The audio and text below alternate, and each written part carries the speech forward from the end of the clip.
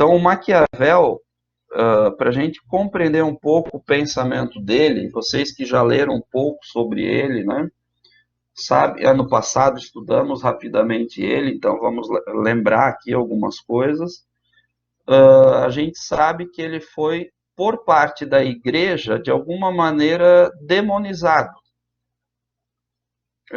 Aquela expressão máxima famosa, né, que é atribuída ao Maquiavel, de que os fins justificam os meios, né, e entendendo desse modo de que vale qualquer coisa para alcançar um fim, na realidade, no livro O Príncipe, não aparece literalmente essa afirmação que é atribuída ao Maquiavel.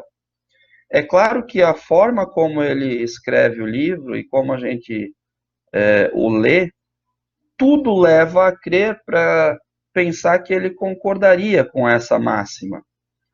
Mas aí é importante a gente entender qual é esse fim, né? E qual é esse meio. Talvez a questão da finalidade seja ainda mais importante. Então, assim, só para narrar algumas coisas para vocês, quem quiser saber um pouquinho mais do contexto histórico do Maquiavel, fazer aquele momento merchan, né? Lá no blog do professor Douglas Veg, bem antigo, certo? O último texto que está lá é de 2016 ou 17, mais ou menos. Mas quem quiser depois mais alguns detalhes sobre o contexto histórico do Maquiavel, pode entrar lá no blog, douglasveg.blogspot.com, clica lá nos marcadores Maquiavel e vai entender um pouco mais o contexto histórico que ele está inserido. Mas só para resumir, o Maquiavel é um italiano da cidade de Florença, e Florença foi o grande berço do Renascimento, né?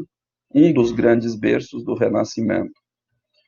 E o Renascimento nada mais é do que a redescoberta da cultura grega.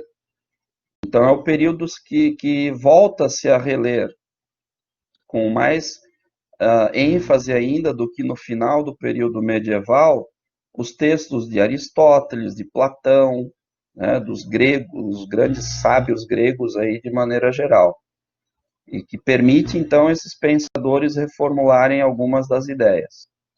Então o Maquiavel está num contexto em que a Itália era uma nação completamente fragmentada, dividida, fraca, não chegava nem perto das grandes potências da época, como França, Espanha, Portugal, e inclusive tinha territórios facilmente dominados por essas nações. E para piorar, tinha uma dinastia que governava a Itália por um longo tempo e que faziam alianças que em nada ajudava a Itália. Ao contrário, ainda permitia que as pessoas, né, os italianos, fossem facilmente saqueados, fossem facilmente dominados, né, até utilizados de alguma maneira como escravos de outras nações. Então, são algumas curiosidades para a gente entender o seguinte, que o grande fim que o Maquiavel almeja alcançar é tornar a Itália uma nação forte, é tornar a Itália uma nação capaz de enfrentar os seus inimigos. E aí é que vem a grande questão, como enfrentar esses inimigos? Então, o Maquiavel, né, deixa eu colocar aí, ele é tido como o pai da ciência política moderna, porque ele vai pensar a política de uma maneira completamente diferente das teorias idealistas anteriores. Que teorias idealistas? De um Aristóteles, de um Platão, de um Santo Agostinho. Então ele vai romper completamente com o pensamento político antigo e medieval. Vai colocar novos valores, né, novos princípios, uma nova concepção ética na sua política. Então é importante a gente entender o seguinte, que muito se fala que não há no pensamento do Maquiavel ética. Claro que há. Só que a ética que ele defende é distinta da ética grega e cristã. Por exemplo, o próprio conceito de virtude é um conceito, se vocês leram já o trecho dele no livro, é um conceito fundamental na política do Maquiavel. Só que aquilo que ele entende por virtude é totalmente distinto daquilo que se compreende por virtude também nos dois períodos anteriores. Tá? Então vamos lá. Se ele é o pai da ciência política moderna, ele recebe esse título porque ele refuta os fundamentos gregos e cristãos que dizem que a política é a busca do bem comum e da justiça pela vontade de Deus. Então, eu não sei quem se recorda, né? Mas tanto para o Aristóteles quanto para o Platão, a política ela é a esfera de realização do bem comum. A política é o espaço coletivo no qual as pessoas alcançam o sumo bem. Para o Aristóteles, o bem comum que todos desejam é a felicidade. Então, a política tem que criar meios para que o cidadão seja feliz. Já no caso do do Platão, desculpem, e do Agostinho, esse bem comum que todos desejam é a justiça. Só que a questão é a seguinte: a justiça do Platão não tem essa dimensão religiosa que há na concepção do Agostinho. Então, o Maquiavel vai romper com tudo isso aqui. Ele vai dizer não há bem comum. E nós já vamos entender daqui a pouco por quê. Existe uma disputa na política. Não existe algo que todos desejam e que pode ser criado uma espécie de harmonia ou conciliação entre as pessoas. Tá? O que nós temos, então, na perspectiva do Maquiavel, é uma realidade que precisa ser levada em consideração para que o futuro governante da Itália tenha sucesso. Qual é essa realidade? De que os políticos de sucesso não seguem valores gregos ou cristãos.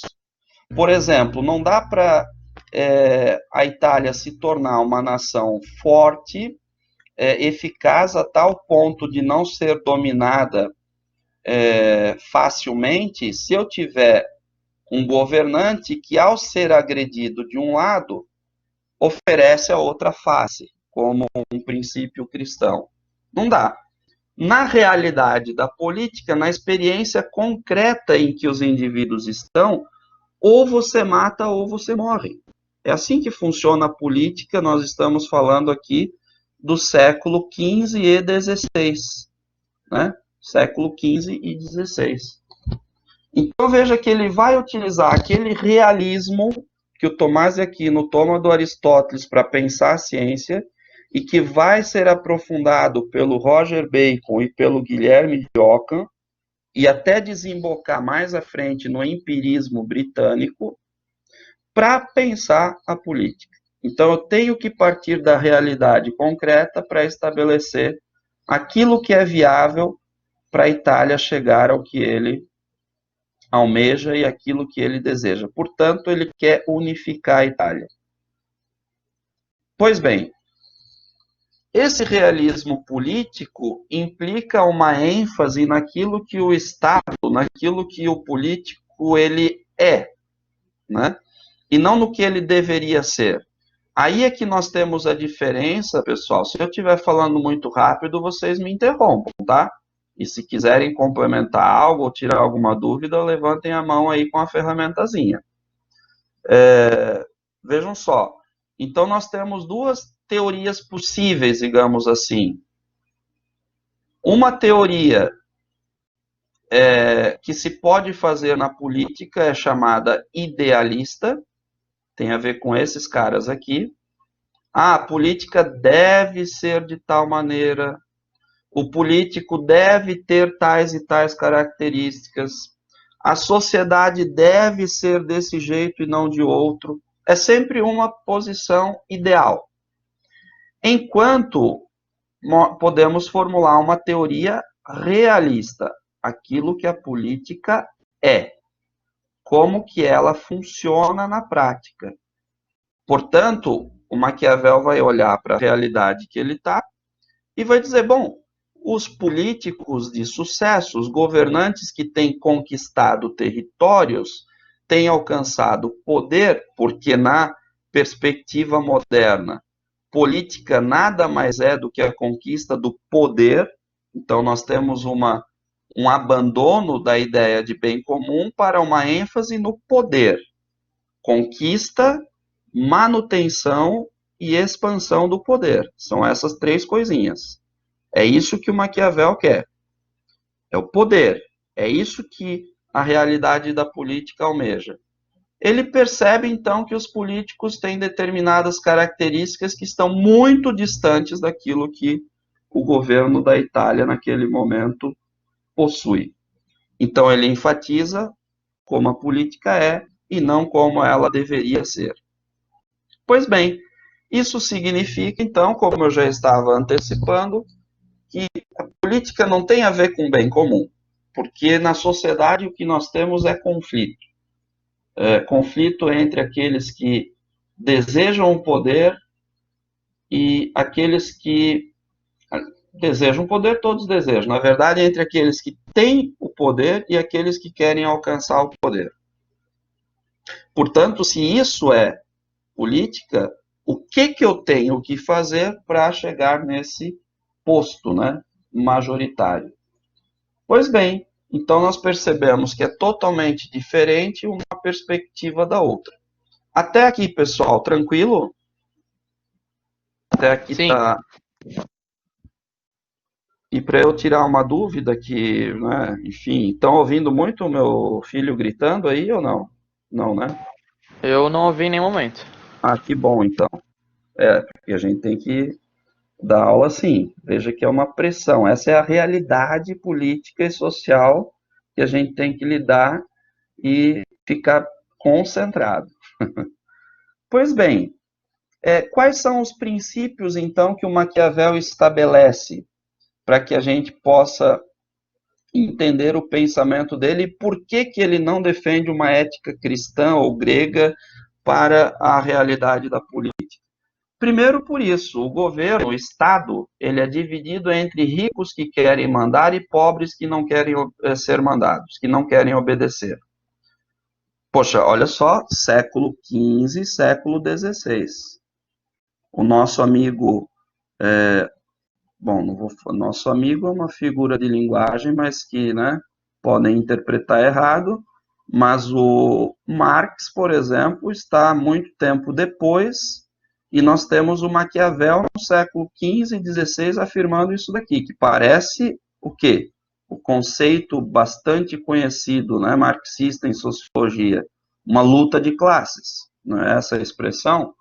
Então, o Estado, o governo, o âmbito da política ele é dividido entre aqueles que têm o poder econômico nas mãos, têm o poder político, têm o poder ideológico nas mãos, e aqueles que não têm, mas também não querem obedecer. Ou seja, conflito. Um outro princípio é que o objetivo da política é tomar e manter o poder pela lógica da força transformada em lei. Aqui é que entra a questão de qual é o meio que eu utilizo para unificar a nação e torná-la, né, um país forte. Um modelo de Estado que não esteja subalterno a outras nações. Se necessário, eu utilizo a força. Se necessário, eu utilizo a mentira. Se necessário, eu utilizo princípios e valores que nada têm a ver com os modelos grego e cristão. Qual é a virtude nesse caso? A virtude do governante é saber ser temido e respeitado. Então, como a gente já estava vendo, vale usar a mentira e a força. Vejam só que nesse aspecto, pessoal, tem uma historinha muito famosa, né, do livro do Príncipe do Maquiavel. Acho que eu já falei para vocês, vou repetir apenas para a gente ilustrar um pouco o pensamento dele. O Maquiavel concebe totalmente como algo totalmente aceitável, né, você convidar os seus inimigos para um jantar, dando a entender, entendam bem, né, que vai estabelecer alianças com ele ou oferecer territórios, e aí eles veem, né, como bons políticos, agem de maneira politicamente correta, como se fossem amigos.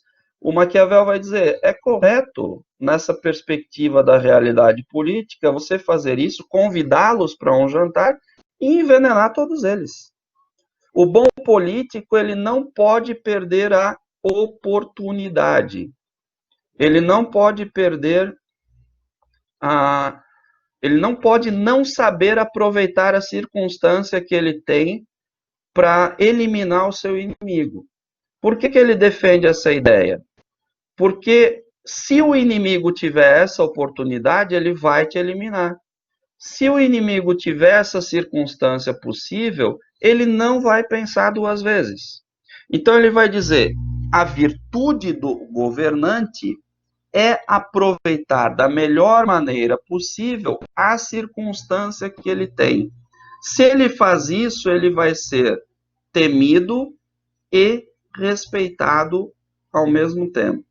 Se não der para ser, aí a Lorena lembrou muito bem, se não der para alcançar essas duas coisas numa determinada circunstância, porque nem sempre vai ser possível ser temido e o respeitado aí é amado, na verdade, também, né?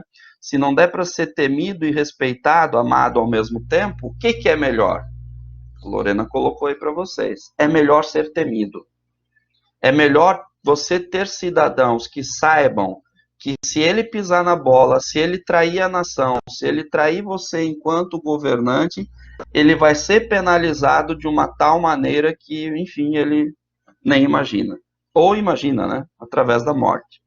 Então, quando o governante tem esse tipo de atitude, ele, obviamente, começa a ser temido e respeitado. Outro exemplo clássico que se dá é a respeito dos impostos, né? O governante ele tem que fazer o seguinte: se ele precisa aumentar impostos no Estado, ele não deve ficar aumentando esse mês 2%, o outro mês mais 2%, e o outro mês mais 6%. É bom que ele já faça, se precisa 30% ao longo daquele ano, que ele aumente tudo no mês. Porque o povo, as pessoas esquecem muito rápido o que o político faz. Isso é Maquiavel falando no século XV e XVI. As pessoas esquecem muito rápido. Depois de 2, 3 meses, já nem lembram mais e estão pagando imposto sem nenhum problema. Então, são vários elementos, ele vai dando detalhes de atitudes do político, assim, no dia a dia mesmo, né? Do que ele deve fazer para almejar esse tipo de Estado. E um último princípio seria que essa é uma característica daí bem importante e é um valor que talvez a igreja não reconheceu no Maquiavel, né? Que ele fala que o governo legítimo é qualquer, desde que pratique a liberdade republicana. Bom, por liberdade republicana, olha só o que ele entende. O interesse público vem antes do interesse privado. Então, olha só que interessante, né? Por mais que ele tenha esse foco na questão do poder, de conquistar o poder, de unificar a Itália, de usar da violência, se necessário, ser cruel, enfim, né? Parecem valores que, de fato, a gente não concorda. Tudo isso ele está defendendo em nome do interesse público, que é ter uma nação que não é saqueada facilmente, que não é fragilizada facilmente, que não é levada ao óbito facilmente. Então, esses princípios é importante nós sempre termos em mente.